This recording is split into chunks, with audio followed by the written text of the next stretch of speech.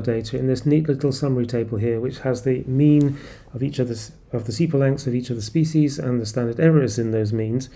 The next thing that we very often want to do, in fact almost always want to do, is plot the data. Remember that what we're trying to do is answer a question in this script. And that particular question for this script is there evidence in the data that we've got for a difference between the sepal lengths of the 3 species of iris that are for which we have data in our data set. And ultimately, to answer that question, we're likely to want to do some kind of statistical test, and in this case that test is probably going to be some form of ANOVA. But very often we can get an insight into what the answer is likely to be to our question by doing a plot. Okay, so before we get into the minutiae of what test and what does the output of the test mean, a plot is going to go a long way towards helping us answer our question. So let's see how we might do that. So I'll put a little header in here saying plot the data, and then I'll put a new code chunk in with the top and tails there.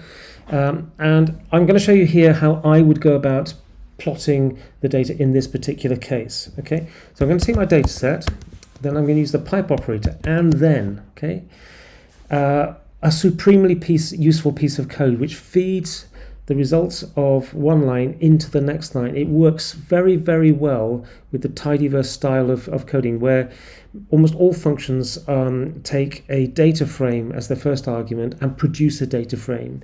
So you can take one line using this pipe operator and feed it into the next line.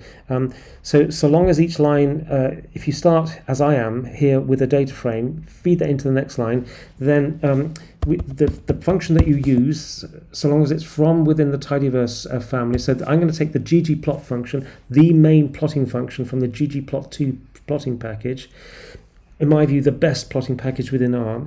The first argument of that is a data frame, okay, but we don't need to include that here because we're feeding that in from the previous line. Okay, so the ggplot works rather like GIS does, if you've done any GIS, whereby each line, as we're going to write the code, is a successive layer to what in the end will comprise the total plot. So the first layer is an abstract layer, one which says which bits of the data are going to be mapped to which bits of the plot. So I'm going to say X, the thing that's going to go across the horizontal axis, will be species, okay?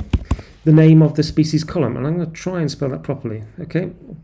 And Y, the data value that we're going to plot on the vertical axis will be the sepal length.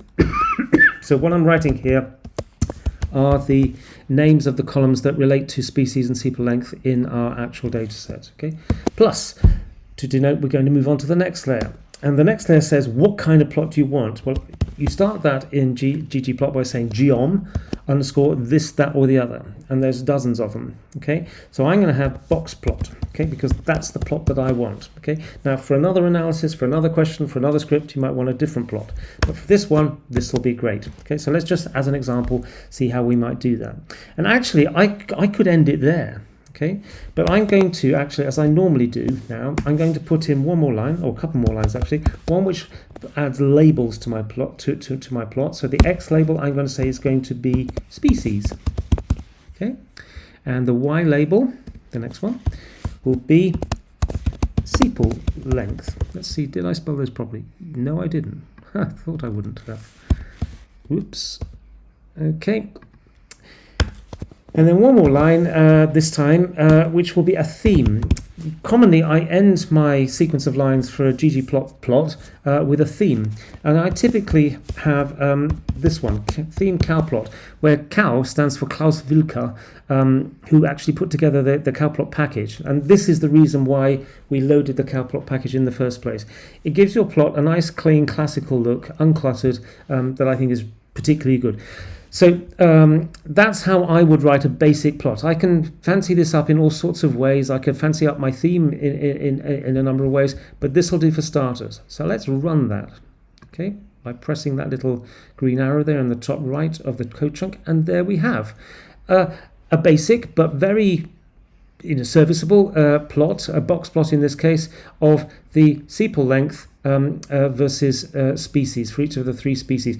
And we see already that there's, the answer, is there a difference to the question, is there a difference between the sepal lengths of the 3 different species of iris in this data set? The answer is very likely to be yes when we finally do our fancy test. Okay, so that would be my next step in a script, which is trying to answer this basic question: is there evidence for a difference between the sepal lengths of the 3 species?